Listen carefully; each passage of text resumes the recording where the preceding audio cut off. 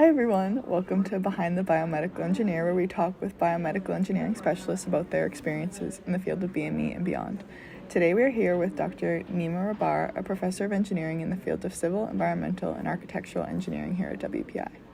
Dr. Rahbar received his Ph.D. in mechanics, materials, and structures in the Department of Civil Engineering at Princeton University. He joined WPI in August 2012 as an assistant professor after starting his career at UMass Dartmouth. His research interests mainly focus on the bioinspired design of materials, emphasizing mechanical and thermal properties. It's a pleasure to have you here today, Dr. Rahbar. Pleasure is all mine. Thank you very much for picking me. Of course. So to start off, we want to learn a little bit more about the basis of your research. So how would you describe your current research to yourself as a second-year university student? Right.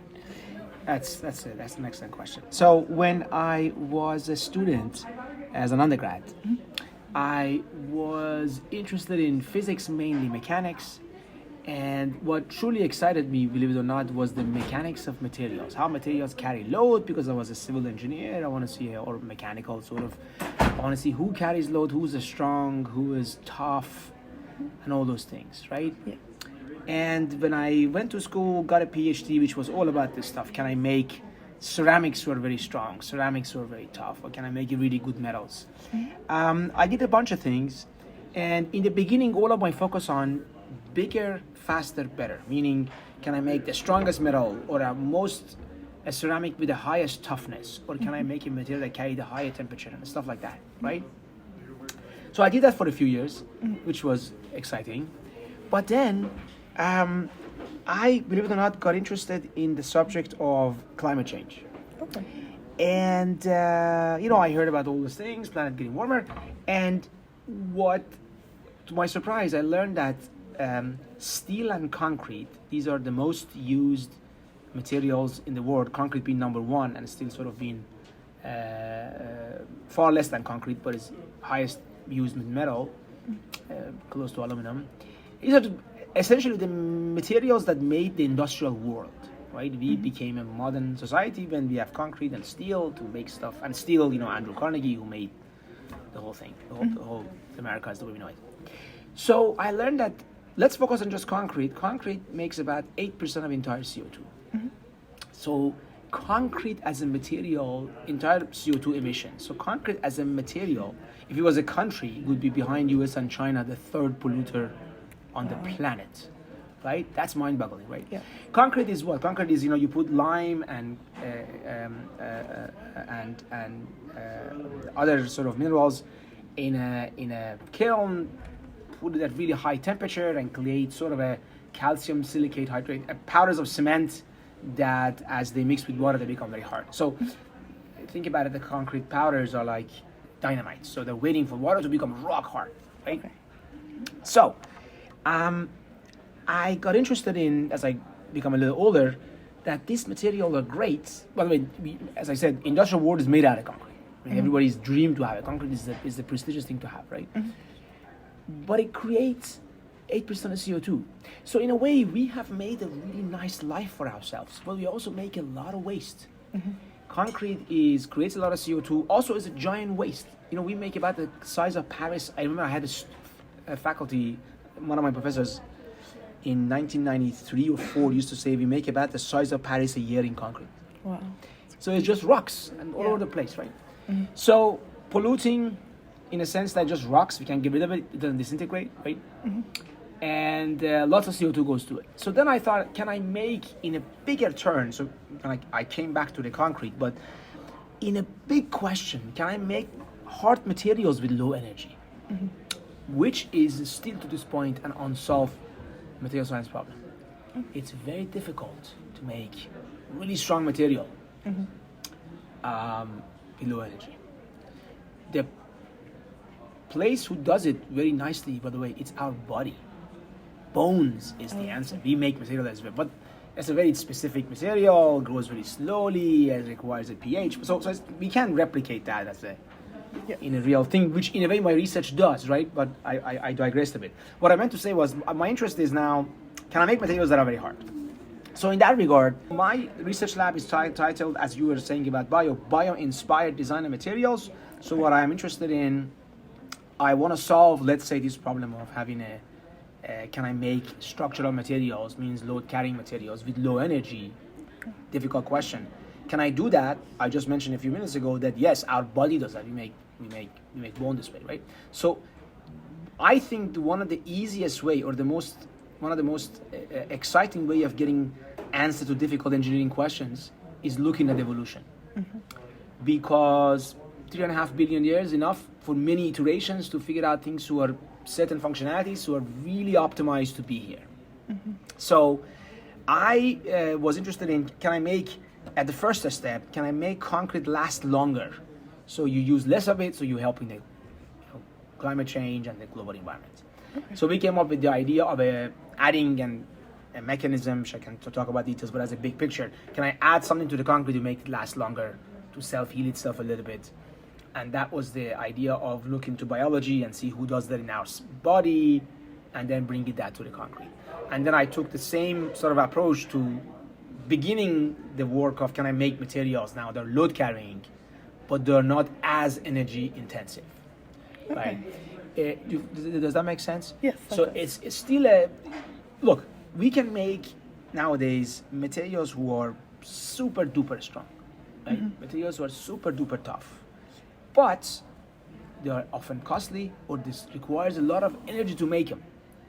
So that's not the best solution. We want to now figure out things like our polymers. Polymers are great materials. There's a lot of functionality with them, do great things for us, but they don't really disintegrate. So they are a good solution, but maybe they're not the best solution. Yes. Do you agree? Yes, I agree. So that's the point. The point is, can I come up with a better solution for designing materials, especially load carrying in my term? We also work on some other stuff on the thermal, but let's say I focus on the word load carrying, structural materials. And the way to do that is by looking to biology. Biology is absolutely fascinating. Up to this day, I still learn every day about biochemistry and this molecule and that molecule, how in a cell we do this and that. So for the second year student, what we want to do is we want to bring knowledge of chemistry and biology, and obviously physics, to material design, and see what we can learn from nature to solve engineering problems. Okay, awesome. I think that's a super interesting approach to research that you wouldn't really expect to be connected to BME. That's right. Really awesome. That's right. And so, folks like Professor Troy, let's say as an example, Karen works on bone. She's one of the world experts in bone, right? Bone fracture, bone healing, all that, right? I work closely with Karen. My background is physics and mechanics. We're trying to understand how the cracks grow, who breaks, what does this drug do. But in my lab, I want to go one step ahead and say, now I've learned stuff about bone. Can I bring some of those things and make materials with calcium they grow easily and they're hard? Does that make sense? Yes, that does make sense. So, yes, I think there is a lot to be learned from biology, evolution, chemistry. Okay, awesome. And kind of going off of the intersection of BME and civil engineering and other forms of engineering, how do you think that the intersection between these fields will kind of develop into the future? That is an excellent question. That is a fantastic question. So I went to grad school and I was accepted to go to a Ph.D. of civil engineering because my undergraduate degree was civil engineering. I didn't know anything. I was in Iran, came and said, this you have to study. And then when I study, I was accepted to a group of students as a sort of a material science track group. I was very lucky. I got training in chemistry, in, material science, physics, math, all that. Sort of become a jack of all trades, which says you don't really know anything, you know a little bit of everything. Yes. But I personally believe, solution to next problems we're trying to solve in engineering or in science, it really comes as a interdisciplinary approaches. You know what I'm saying? You want to have, like for example, you want to have, there are now robots who do, ear surgery or, nose. Robots is what? Robots is essentially math and physics in terms of making the thing, and materials in terms of properties, and then biology in terms of removing the tissue and all that. You see what I'm saying? Yes. So some of the very important questions is not just the chemist sitting down and is designing a molecule, or a civil engineer says, I'm going to build this structure. It is really intersection of biology, chemistry, physics as fundamental science. Of course, you always need math to sort of solve this problem. So It's great to be a biomedical engineer, but if you want to solve cool problems in chemical engineering, you need folks in bio and maybe in civil, depending on what their expertise is. Does that make sense? Yes, exactly. So I really think, and also a spirit of collaboration.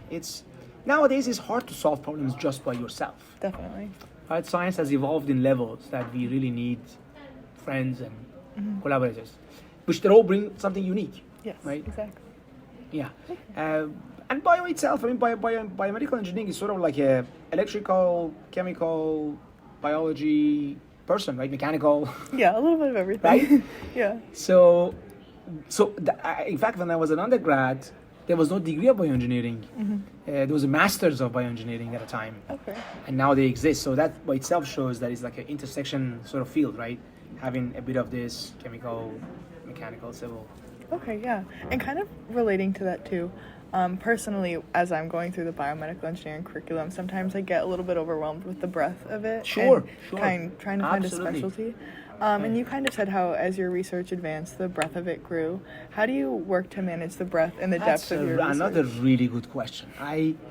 Here's an example for you. Okay. I'm a civil engineering undergrad, meaning I never had... I was a really good student in high school, which means I had lots of physics, lots of chemistry. I had full organic chemistry in high school, right? But when I went to undergrad, we didn't have chemistry, we didn't have thermodynamics. I went to grad school, relates to your question, and they told me to take a course called statistical mechanics, which is sort of an advanced thermodynamics. I went to this class and I was really scared. I went to the teacher, he's a very well-known man, almost in the level of a Nobel Prize. I said, Professor, I'm a civil guy, I never had thermodynamics. He was like, don't worry about it. And I stick to it and sort of survived. Why am I saying this? Yes, a few minutes ago I was saying everything is interdisciplinary. You want to bring the chemist, the physicist, you want to know about stuff. But knowing about a lot of stuff is also time consuming, it's hard. Yeah. So there is a bit of I understand. There is a bit of energy required to go through this and that. But my advice is similar to WPI sort of curriculum of project stuff. I don't know anything about biochemistry. I don't know everything about biochemistry. But now I work with enzyme. So now focus on enzyme. You need to know the basics of stuff a little bit, right? You need to know basics of math and physics and chemistry. Yes. And then, because there's nothing you can do about that. You know what the elements are, what the valence is, what the bond is. Yeah. But if you know that, then I focus on enzyme, learn about that. And so I'm not an expert in biochemistry. You see what I'm saying? Yes. But I get a hint from a biochemist, Susanna Scarlata, my friend, my colleague, who actually basically is my partner in crime in all of this. Suzanne, how do I do this? And she says, look about that. So you see what I'm saying? It's very difficult to say for a biomedical engineer, I know everything about electrical. But you know circuits, how do I make a whetstone bridge, right? How do I rectify a signal? So you see what I'm saying? So and then if I really need to know something about an IC design, well, I can go figure that out. But the art is, you're right. And it's to be honest, science is now so vast, it's become harder and harder. But I have to mention that life is also now a little bit easier because you have the Wikipedia and internet. When I was a student, we had to go to a library, pick up a journal, physically go to a machine, pay, and copy it. Now in Google, you do the whole thing comes up. So it's a little bit easier, but also the material is much larger. Yes. I mean, it wasn't expected, in my opinion. 15 years ago, it wasn't expected that everybody knows everything. Now it's a bit of an expectation of that because you just have it in your phone and just Google it. Yeah. But that is a really, really good question. There is always a balance because we have 24 hours, 8 hours of sleep. You have a certain amount of time, right? You cannot learn. Even Einstein is not a physicist. He's not a chemist. He's a physicist who knows not a biologist, right? So he can't know it all. But my advice is, get interested in something, and in that thing you can go deep a little bit. Okay. When we learn the basics of how things are.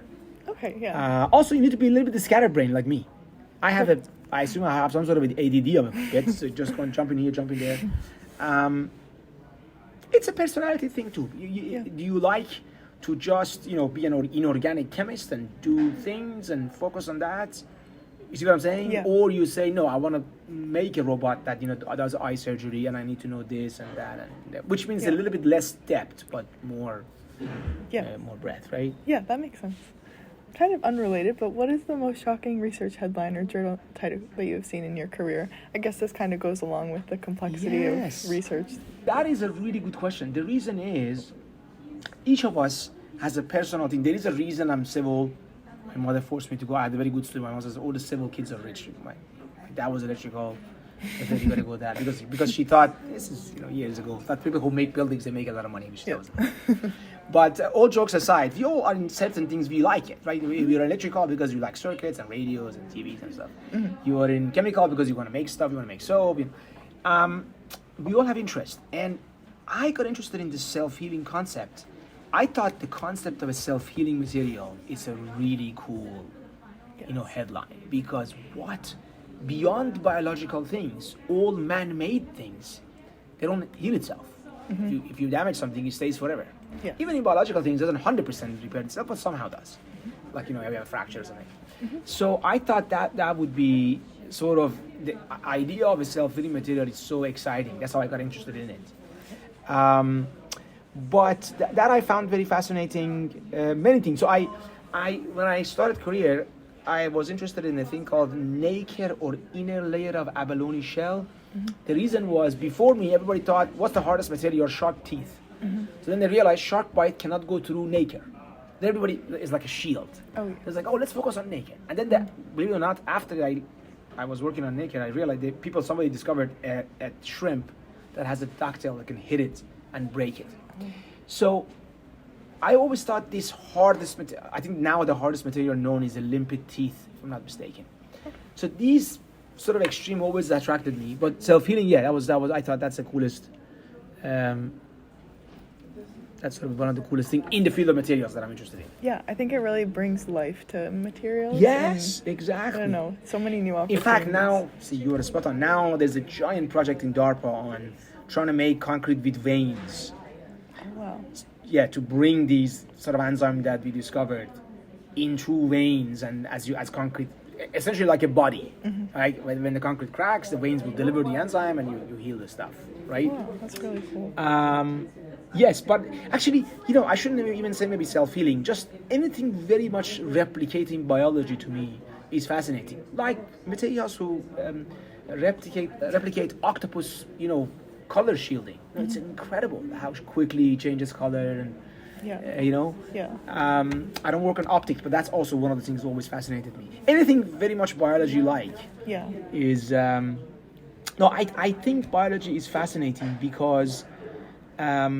I'm not a biologist, but with the basic things I know, I think the fact that that experiment in 1975 by a guy who's in San Diego now, that from basic elements and electricity we can make the amino acids. The fact that somebody could show that the entire life in Earth can be, I think it's just remarkable. Yeah, it is, to me, is maybe the most remarkable thing in science, that you show 20 amino acids, the rest can be done this way. Now we don't know all the steps, just like the evolution. Yeah. But that fact is by itself is fascinating. And also, the more you know, you realize we are really tiny, and the universe is so old and vast. So you have a little bit more humble and learn about yourself, right? Yeah, definitely gives a new perspective. Exactly. That biology takes a long time, but has some good solutions. Looking back on your career, failure is often hard to confront as a student and as a professional. Can you share an occasion during which you encountered failure and kind of how you learned from it and moved forward? So, look, I always was a very good student, like a number one student. From elementary school, middle school, high school, college, went to Princeton, got a Ph.D. But then when you start real work, it's mostly failure. I tell you in this podcast, everybody listens to it. I always joke it was me and with the girls. It was mostly failures. Right? That was a pun. Believe it or not, most of engineering work is failures in engineering research or science research. You fail about 99 times, and once some little thing happened. And when you go to people's talk or presentation, you just only see the good stuff. Oh, look, I did this, I discovered this, here's an enzyme. We do things for 3 years with absolutely no result. Zero. Dead zero. And it will just fail one after another. Sometimes you fail and you think this is wrong, you go after that, that's also wrong, you come back to this. So, I don't know if you remember in my talk I was saying it was about a paper. Academia is really, I was a sprinter and soccer player in college. Academia is definitely the opposite of that. It's a marathon. Academia, or I'm saying research, but my life is this way overall. Life is mostly failures and some successes. Yes. So we just have to get used to the fact that very Rocky-like. I don't know if you have seen Rocky. Rocky won the movie. Oh, yeah. Rocky is about getting beat up. It's not about winning. He actually doesn't win. He loses. Getting used to getting beat up in a scientific term. It's very, very common. It's actually, in fact, most people who do later on a Ph.D. or becomes a researcher or a discoverer, these are mostly just tenacious failure people. Just keep falling and they're like, I'm going to wake up and rethink about it. Because 99% of things doesn't work. And that 1% of work, even that's, and Edison used to go around and say, I've invented a light bulb. Have you heard about this? And it works great. You put it on, it would burn out about 30 seconds and say, this one is broken. I'll put another one. Another one, not going to work. And it wasn't, because, it wasn't working. It was actually something flawed with it. But that's the spirit, right?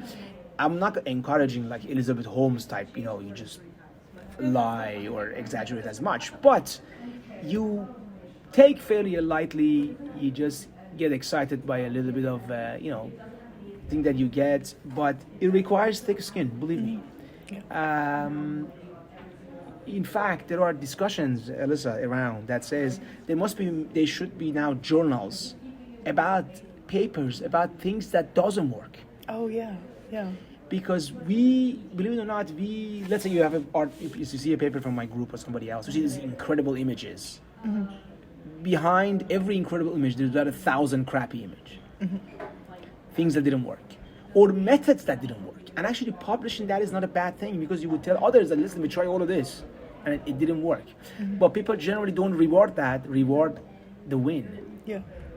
So this is an excellent question. The fact that life in general is about, we also define academia in the wrong way. What's academia? Take a class, do an exam in an hour and a half, which really rewards people like me who are very fast, which doesn't really mean anything. Maybe somebody's a lot more creative than me, smarter than me. It takes 2 hours, but have a better solution. You get a worse grade. Think about it. So our whole fundamentals are not right, in my opinion. Yeah, I would agree. Do you agree? Yeah. Academia should be, in my opinion, about what's your interest? Evolution, making that up. Think about it, have ideas, go around. Answer to this question in an hour and a half doesn't really, is an indicator of a sort. Yeah. But it doesn't really mean much. Yeah. So the way we define our world, I would take the failures very lightly, and I wouldn't define anybody. Honestly, the most important thing in life and academia is growth mindset, right? Yes. How do I grow and learn things? I tell my students, I still use Wikipedia 50 times a day. What is this molecule? What is that? Who does this? What's this model? Yeah. I don't remember all of it, so it's fine. You fall with your face down like a kid and just wake up, get up and go around. It's very important to learn that. That's probably the most important message, really. Okay. Right? Failure is, what we do is mostly failure. We in order to get funding for our research, you probably know this, we write grants to get money to hire students. And rate of success of grant, believe me, is in the range of 9%. Wow. So we have to write mathematically 100 proposals and 9 of them get funded. And in reality, it's even less than that, but that's the official one. So it's not easy. Yeah. 91 of the ideas don't get funded. 9 of them get funded. Even 9 who get funded is also hard. You have to go through things. So what we do is mostly failure. That's what I'm trying to say. Don't ever get discouraged by. And there are people who tell you you're not good enough. I've seen that. Yeah. It's not for you. This subject is not for you. This field is not for you. All that. I would never listen to those. If I believe in something, just keep at it. And if you see somebody who's really good in math or physics or chemistry, because these guys have been doing this for a long time. Yeah. It's like, Federer who shows up in tennis, he does this, you think Federer is exceptional, he's exceptional, but also Federer probably plays millions of hours or more tennis than you. Yeah. So it's not just, of course he was exceptional, but also you forget to realize that he also dedicated a million hours of tennis to it. Yeah, exactly. Right? So failure sometimes just, so I haven't dedicated that much time. So if I really go through that, be as good as, I don't know if I ever be as good as Federer. but you know what I mean? Yes. There is talent, obviously for anything, and then a big part of it is just the hard work. I wouldn't get discouraged by anything. I just keep going, in my opinion. It's good to see like that transparency between kind of all the failure that leads up to everything we read about. I feel like that should definitely be highlighted more, especially to students. I haven't watched this movie, but I heard about this, that Andrew Wiles, you know, the famous mathematician who was at Princeton, he proved the Fermat's equation. Wiles had a solution for this. I mean, he's probably the most prominent human alive now. He went from Princeton to Oxford now, I think. And apparently he submitted his proof, which was like, I don't know, 60 pages or whatever, and there was an error in it. Wow. And can you imagine? He got heartbroken and this and that when he sit down. Apparently, somewhere there's a movie. I haven't seen it. One of my mathematics colleagues here was telling me. Even Andrew Wiles makes a mistake. Yeah. So I think that's the best message, that the brightest human on earth also made a fundamental mistake, had to go back, prove two other theorem to get to the point. You know what I'm saying? Yeah, definitely. And just kind of to end off, what is the least intellectual thing that you do when not at work? Well, my life is two orthogonal coordinates, is science and football. I mean, our football, soccer. Yes. The English football. So that's basically my life is very simple, actually. I'm a binary human. Science that I do, and then football. If I'm not doing this, I'm not doing family stuff with my kids. Most of it, I play soccer, I still play in leagues, or I read about it. The amount of time I spend in soccer knowledge and soccer playing, if I've dedicated to science, I'll be a very serious scientist. No, but I think all humans, in my opinions, are this way. You must have, I don't know about you, but most people have something they really love. Yeah. Either it's music or dancing or, I don't know, writings or whatever it is, pottery. That's my love. I'm a very simple man. Yeah. It is defined through mechanics and physics of materials and football. Yeah. That's all I do. I loved it. I always wanted to be, as you can imagine, I always wanted to be a football player. My parents said no, because I was a good student, so I ended up being in science. Yeah. No, that's what I do, which is not intellectual at all, by the way. Actually, in America, soccer has a very positive connotation because it's for sort of a more old kids play and all that. In the other side of the world, it's for very sort of a lower class people. But I love it. It's sort of my real true interest, believe me. Ask me about Division 2 in Portugal. Very sadly, I know about it. No, I honestly, this is the serious part. Not that I wasn't serious about football, but the serious part is I really want to emphasize in this podcast to kids who are listening, extremely important to have a serious side of life, which is the science, the engineering, your work, and then have something that you have a hobby that you're passionate about. That's all. I am not that great of a scientist, but I've studied this when I was in Princeton with Nobel Prize winners and really outstanding people. They always had something very unique about them. They were great musicians, or they were some people were dancers, some people were chess players, some people were golf players. You need that outlet to sort of, nobody can work, in my opinion, nobody can very productively just do science or engineering, right? You need the other outlet to definitely. sort of refresh your mind. And in fact, this has happened to me quite a bit, that I've thought about something days and days and days, don't know the solution. When I need something else, come back and say, that's easy, let's do this. Yeah. Right? It really refreshes your mind. And even the Alzheimer's stuff came from, I said in my talk that I met Suzanne in football and I asked her the question. So, no, I'm an easy case. Yeah. That shows how soccer. powerful the outlet can be. I played obviously in all the teams, elementary school, middle school, high school, college.